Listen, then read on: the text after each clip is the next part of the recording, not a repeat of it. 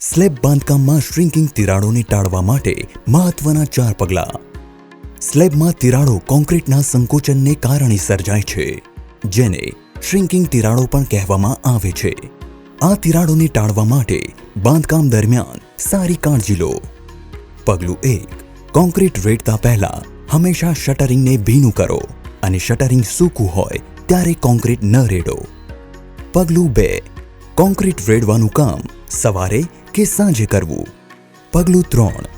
Concreting કરતી વખતે પવન અને આકરા તડકાથી રક્ષણ આપવા માટે યોગ્ય રક્ષણ કવરની મદદ લો.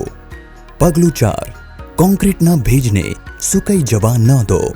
યોગ્ય સમયાંતરે ક્યોરિંગ કરતા રહો.